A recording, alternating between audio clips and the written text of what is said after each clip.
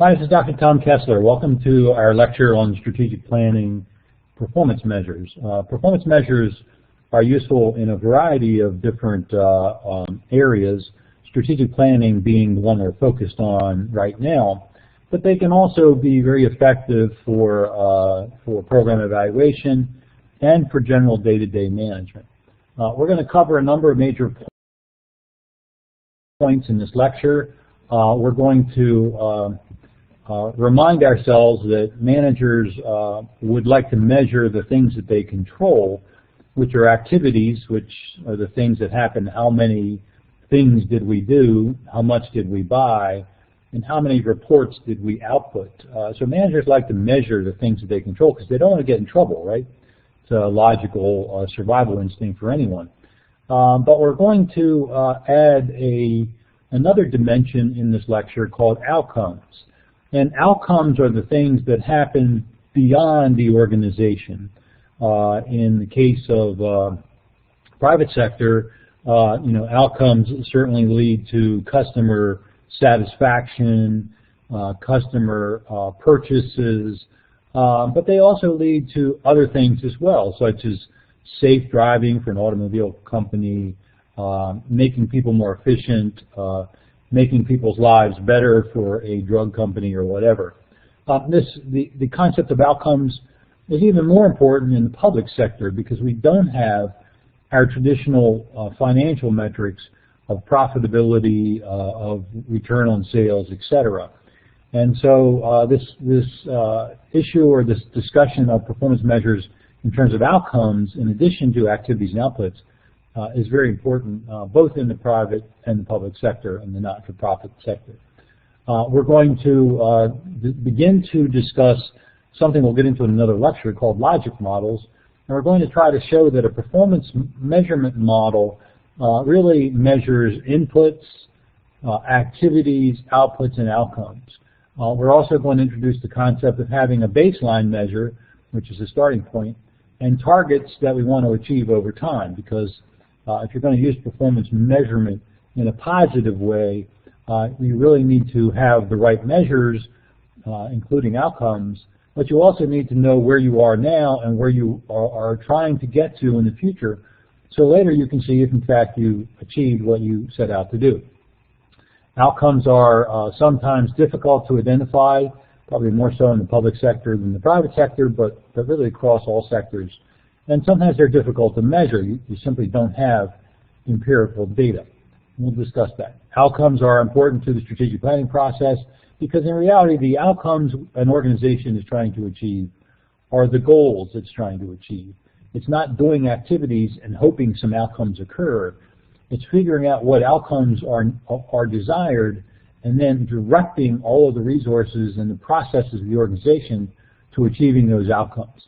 So we have to be in a position later to be able, when we look at our strategies, our things that we plan to do with our resources, and ask ourselves, are these the right strategies to achieve the desired outcomes or our desired goals? And then finally we'll discuss a measurement methodology which is in wide use in some organizations, has some positive but also has some drawbacks, but you need to know it as a person who studied performance measurement, called the balanced scorecard approach. There's a lot of slides in this lecture, but I'm going to move quickly when we get to certain sections so that this lecture doesn't go on for too long. So realize that we discussed in our early discussion of strategic planning, we discussed the concept of down and in versus up and out. We mentioned that managers have a high need for control. As the managers rise up through the ranks, they tend to still focus on the things that they were good at, which is the process, and they have a harder time sort of letting go. They also don't want to, many managers don't want to get in trouble, and if they're being paid and evaluated based on measurement data, they want that measurement data to reflect the things that they control, not the things that they can't control, that they can only influence, and that's what outcomes really are. And so we need to just appreciate that, the further we go up in the management chain, the more we take on a bit of risk because we're also held accountable to achieve outcomes as well as outputs and activities. recognize that focusing on outcomes is sort of not natural. I'm sort of inclined to, and have mentioned that in my previous discussions. I like to use the example of a running shoe production process. I always suggest that the people in the raw materials department are focused on measuring raw material. The people in the cutting and shaping department are focused on scrap and efficiency and getting the raw material shaped and cut in the right time frame so it can be assembled. The assembly line folks are focused on the fact that shoes are assembled. There's not a lot of mistakes and errors in the shoes. The quality people are focused on how many quality tests they run and what the quality results are. The warehouse and shipping people are focused on shipping and packaging and accounting and those kind of things. And those are all critical things in the process about running shoes. But the reality is, why does the organization produce running shoes? What is it that the running shoe is in place to achieve? And so when you think about that, you have to adopt the outside or external view of the customer to say that they want certain outcomes from a running shoe in order to buy it. They want it to look nice. They want to be viewed as like cool. They want it to be comfortable. Many people. Some people wanted to increase their speed. I used to run marathons, and if I could have had a shoe that would have enabled me to qualify for the Boston Marathon, which would have given me needed 15 more minutes, I would have paid a lot of money for that shoe. So speed is important. Durability, does it last a long time? Health, does it protect my knees from being banged up on the road? And so the question about different running shoes and different running shoe companies is, how well do they achieve the outcomes that customers really are looking for? And that really usually dictates whether an organization is successful over time or not, at least in the private sector. Also recognize there's a direction for measurement. Direction starts with the budget, the money you have to spend, and the activities you spend that budget on, and then the outputs that the organization produces. And then after you think about the outputs the organization produces, you have to say, well, what happens when those outputs are used or are achieved or received by the user? What's the immediate outcome of that? And so you might say, the immediate outcome of a running shoe is that the person looks better and they feel healthier because their knees are no longer sore.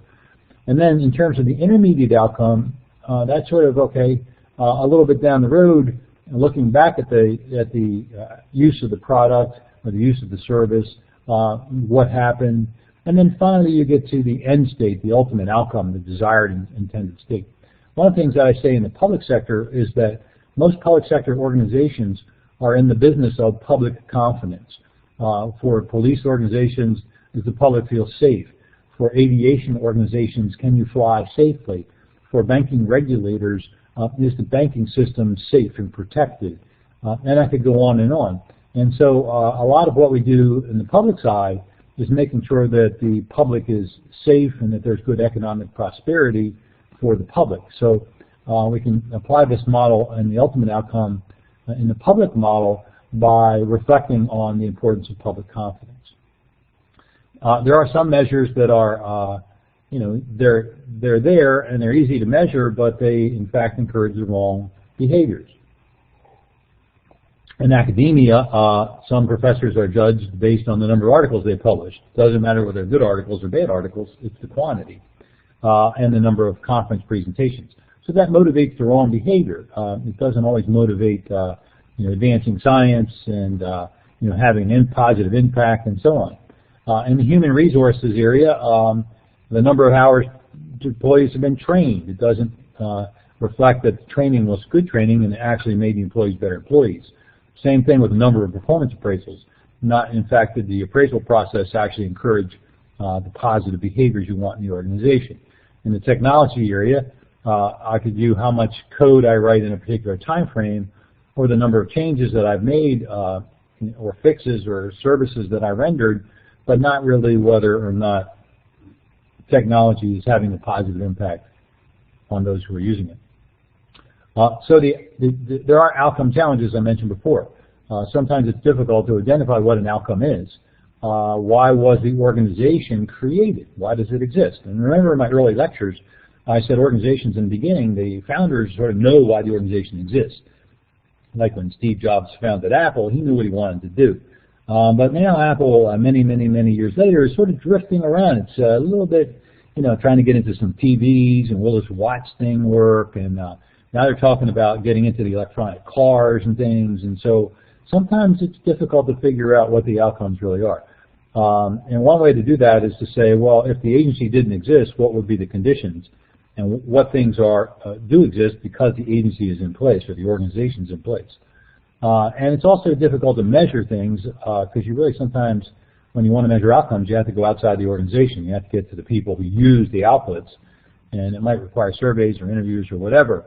And sometimes, and this is an area that I spend a lot of time in, you might have to create like surrogate metrics, like indexes of different measures when added together, kind of give you the answer that you're looking for to see if the organization has had some impact, if the outcome has been realized. There's a lot of benefits to outcomes. You can communicate with the stakeholders in the public sector. You have budget committees, legislators, those who are outside the organization but have an influence on the organization. You can use outcomes to communicate effectively.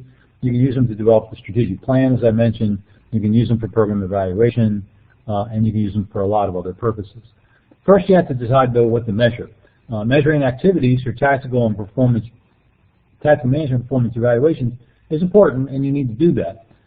You also need to measure outputs so you can see that you've gotten those outputs produced in a timely manner and for a good cost. But we also measure outcomes so we can evaluate the return on investment for the inputs to the organization, for the money spent, what came back in return. And so realize that every organization has lots of outcomes. Sometimes there's a tendency to just kind of grab them out of the air and not actually think about them logically. One way to do this would be to take a piece of paper, draw a box as the organization, and then around the box, all the possible outcomes that could occur. And then from that comprehensive list of outcomes, picking the ones that probably are the best communicators, are practical to measure and make the most sense. And then also, as we saw on an earlier diagram, showing the linkages between the outputs and the immediate outcomes and the midterm outcomes and the ultimate desired outcome of the organization. How to measure is a big deal. Once the specific outputs and outcomes are identified, it's really necessary to figure out what units, what indicators will be used to measure these things, to create a baseline, a current number. Hopefully you could have some historic data as well, but to set some targets for the future, some realistic, achievable targets, but ones that really do represent trying to strive for a better place down the road. And making sure that you always include current measurements so your target measurements make sense. And so it takes time to collect the baseline data. I always tell people in the strategic planning session, don't wait to the end of the process to realize you don't have baseline data. Get started on that while you're developing the plan as you get a sense of what the measures are going to be. Performance measurement elements include the measure itself, the characteristic that's going to be measured, cost, cycle time, quality, quantity, how many people's health improved, whatever it is, and then figure out what units, what indicators you're going to use to measure that. Dollars, hours, errors per 1,000, number of reports per month. Then we develop the baseline, which is the initial or starting measurement. The targets from the baseline, which are really your performance goals, not your outcome goals, but your performance goals. And then tolerances. I always tell people to say, you don't want to have to get crazy with measurement. So it's very useful to say the performance target is between 10 and 12 or 10 and 15. And as long as the ultimate performance is within those, it doesn't have to come back to senior management. But when actual performance lies outside the tolerances, then it's time to get with management and discuss what we're seeing or what's happening to see if we need to change our strategies or change our targets or do something like that. Here's a little visual, not very good, but it shows you how to measure things in terms of outcomes. You see reduced patient processing time, how you measure that with the cycle time, the number of errors, improve patient satisfaction. You measure that with a satisfaction survey. You can see that for each of these we've had baselines, we have targets, and those targets will have to have a date. It's not shown in this example.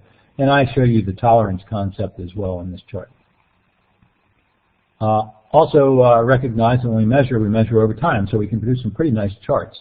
And what we would expect is that our baseline would be here on the left of the chart and down in the lower value range of Y, which is your performance measurement. And then you could see over time, the targets that you'd like to achieve over time. And then later we'll be able to come back and project the plan to the actual using a chart like this, and it becomes very helpful. This chart is extremely useful. This chart was used by an actual organization in our example set to show that, in fact, if you're doing something new, that when you first start doing something new, you have no outputs and you have no outcomes because you're just getting started. And so this sort of shows a case where an agency was trying to reduce recidivism. This was a parole and probation agency. And so in the certain fiscal year, they had a budget to get started. They were developing their procedures and awarding their contracts, but they weren't actually doing the work, producing outputs, or having outcomes. So in that first year, there was money spent, but there was no return on investment. In the second year, more money is to be spent, $14 million, but more things are getting done now. We're starting the drug testing process, and we're getting the drug test results back. We still haven't been able to put those in play yet, and our recidivism rate is still 88%, so there's no outcomes. By year 3, $12 million more dollars, we've actually now putting strong and aggressive counseling and job placement programs in place. Our outputs, in addition to drug tests, are behavioral modifications. We're seeing people change the way they behave because they're getting counseling, they're getting jobs, and they're being drug tested. And we start to see some success as the intermediate outcome, and you can see the recidivism has dropped by 17%. And then it goes on and on each year, so you can see additional strategies laid in, additional outputs, and additional outcomes leading to an overall reduction in the ultimate outcome, the impact of recidivism. Very useful chart. So how do we do measures? We start out by identifying the things we possibly could measure, as I mentioned before. We then move into figuring out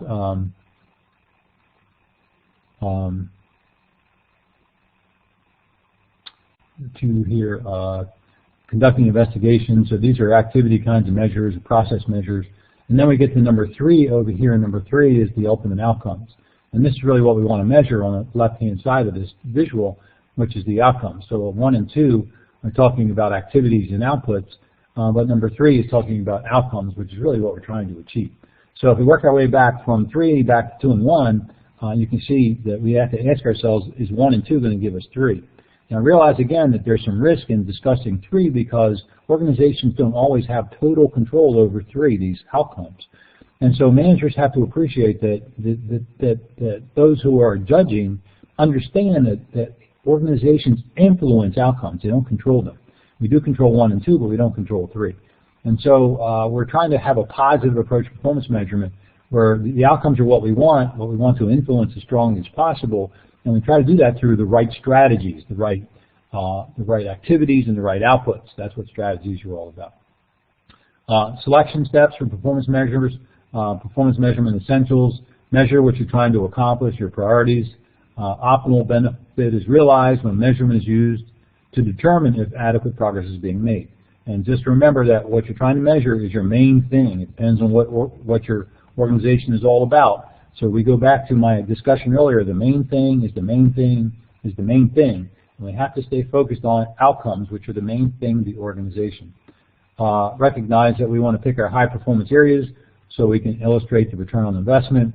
And we also might want to include issues that require special, significant attention. Water shortages, energy shortages, educational underperformance, etc. So we can really use measures to shine a light on particularly pressing and challenging issues. These are examples here. I don't have time to go through these examples, but depending on, these are all public sector organizations. You can think of the same thing for private sector organizations. You think about Walmart just got a word that Target is making huge inroads into its market share. So that's an issue that has to be dealt with by Walmart in its strategic planning session. Also Amazon. Walmart is not nearly as effective with its online sales as Amazon, and so it's trying to do things like have an annual payment, which then gives you free 2-day shipping. So the same thing, you can apply the issue concept to any type of organization. When we measure things, measuring static things, continuous things is not very useful. Like if you measure your help desk response time, you can see here that the goal is 60 minutes or less. So this chart is useful because we can see this on this red line at 60 minutes. Most of the time our responses were less, but sometimes they went above and below. So this is okay, but it's a static type of performance measurement. It's used for internal process. It's used for tactical and operational management and leadership. Also recognize that some issues are really broad and they have to be decomposed. Crime. You can't say we're going to reduce crime. What kind of crime are you going to reduce? Cyber crime, violent crime, gang-related crime? Cancer. We're going to reduce cancer. Well, there's 175 types of cancer. Which are we going to reduce over what time frame? And maybe there's subspecialties to a particular cancer that we want to measure internally. Economic health, product safety, and so realize that this concept of decomposition is really important. Same thing is true internally. If you have problems getting your product out the door, you're not going to focus on improving the process. You're going to focus on improving the timeliness or the quality or the cost of the process, things that are internal to that. So don't forget to subdivide the broader outcomes into sub-outcomes that are more practical to measure. So I'm going to go through these very quickly. These are the steps, and you can go through these slides on your own time. First, you decide what to measure, and that is figuring out what it is you want to measure. Then you think of performance as movement over time. So the y-axis, the up and down axis, vertical axis is what you want to measure. Movement over time, T is shown on the x-axis. Then you prepare a forecast, and sometimes you can forecast that the results are going to decrease for whatever reason, or they're going to be unchanged over time, or things are going to improve. But a forecast is a forecast, and that's something for you to argue with your stakeholders about. But once you have your forecast, then you need to sort of set your performance target, and that's what this shows. This slide shows that there's a current level of performance, and there's a desired level of performance. And so you can compare your forecasted performance over time to see how well it's tracking where you actually expect it to be over time. And so if the green line on this slide represents actual performance and the red line represents forecasted performance, you know, given the trend on that green line, you're never going to reach that target at the top. And so you need to have a meeting to discuss this gap. Why is this gap occurring? Do we have the wrong strategies? Are we not executing strategies? Or has the external environment changed? So this provides a very useful discussion tool. Managing performance, when you see that previous slide where the actual and the expected are outside our tolerance levels, it's time to take action. Where the targets are realistic and attainable, why didn't our strategies work? And we're not trying to get in trouble, we're trying to have corporate dialogue to make sure that we're doing everything we possibly can to achieve what we wanted to achieve. And so we our strategy's not working. What can we do to get performance on track? We want to use this as a communication tool so we can minimize future anger, frustration, disappointment that at the end of the day we didn't achieve our target. So we can use this over time to keep everybody on the same page. Once you have your targets, you prepare your strategies. The benefit of measurement is it produces really great critical thinking. If I know where I want to go, I can really get the organization and my experts to really think deeply. Can we be more successful? What are the obstacles to getting there? What innovative strategies can we use? Let's just shake things up here. Let's redo the way we do business in order to achieve that target, because that's the target we want to achieve. So recognize that measures are simply a means to push performance to a new level. What we really want is not performance measures. We want strategy, solutions, innovation, and creativity. Measurement enables us to cause that to happen. This is a very important chart. I'm not going to spend a lot of time on it. You can take a look. But once you formulate your outcome, your desired goal, your outcome, you can have some discussion on this chart. And then you can fill in the measures. You can see a little space in the top middle of the chart for putting the performance data. And then you can figure out what strategies you're going to pursue, what the obstacles are for those strategies. You can translate each strategy into actions. What program is going to do what agency, if it's multiple agencies, what organization, what departments, what divisions, international, domestic, or whatever. You can have some measures for strategies if you'd like, and those look more like activities and outputs. And you can indicate whether you need additional resources to achieve this. It's a very useful chart for communicating as a mid-manager how you're going to help the organization achieve the goals and the performance targets. realize that once you put this in place, you've really got to leverage and implement this thing. You've got to make sure that you're using the data, that you're measuring the data, and you're going to be successful. So this is the opposite of the other chart we saw. This is where the green line goes above forecasted performance, and we've exceeded expectations and we've been extremely successful. And this is what makes organizations exist over time. This is what makes them successful when you think about movement through time. One last topic, balanced scorecard. This was pioneered by Kaplan and Norton, two Harvard professors in the mid-1990s. What they're arguing is that in the middle you put your vision and your strategy, what you want to achieve, and then you include performance measures for the financial measures. You include your internal process measures. You include something they call learning and growth measures, which really are about people and such. And then you improve on the left-hand side your customer measures. So a lot of organizations have adopted this. I think the U.S. Navy, a whole bunch of federal organizations, and private sectors as well. You might like this because it's nice and structured. It's like SWOT analysis, you know. But there's a risk to this, and the risk is that 3 of these 4 areas are internal. And you have to be extremely careful not to let a balanced scorecard approach drive you to measuring internal things only and not measuring outcomes as well.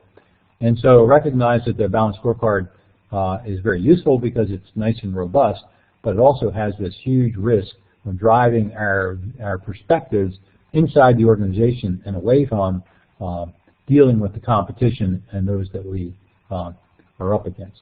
So recognize that if you're going to use the balanced scorecard, you need to do it this way. You need to have your vision. You need to have your desired outcomes, outcome 1, 2, and 3. This is Dr. Kessler's perspective. And then for each of the outcomes, you can do your financial strategies, your customer strategies, your process strategies, and your innovation and learning strategies. So if you plan to use a balanced scorecard, which is nice and structured, use it in this framework, because otherwise it could lead you down the wrong path, and that can be a bad thing. So major points from our discussion today. Managers like to measure what they control. They know they control activities and outputs. But we have to reorient managers to feel more comfortable with the things that they influence as well. That's the phrase you should always use in talking about outcomes. Are we going, to what extent can we influence these outcomes? And then you try really hard to do that. And if it doesn't happen, you make adjustments, and that's life. Outcomes communicate the return on investment for public sector and private sector programs. A complete performance measurement model includes the range of things that are consumed by organizations' inputs and activities, the production of outputs, and the influence of outcomes. That for each thing that we measure, we need to have the measure itself, the indicator, the baseline measures, and performance targets over time. Also, we've discussed that outcomes sometimes are difficult to identify. Again, use the brainstorming approach, put the organization in the middle, and draw all the possible outcomes outside the organization, and then have that discussion about which of those outcomes can be measured, and this has a really good use as a discussion tool and a communication forum inside and outside the organization. And recognize also that outcomes are important to the strategic planning process because they enable us to come back once we know what the goals, which are outcomes, and the objectives, which are sub-outcomes, are.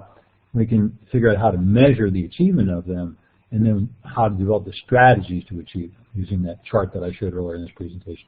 And then we discussed the balanced scorecard approach, which is very popular, and just be careful that the balanced scorecard approach doesn't get distorted a bit and drive an organization inward. I hope you've enjoyed the performance measurement presentation. We also have another similar presentation called Logic Models coming up, and that will be equally important, and we'll use some of the concepts that we talked about in this particular lecture.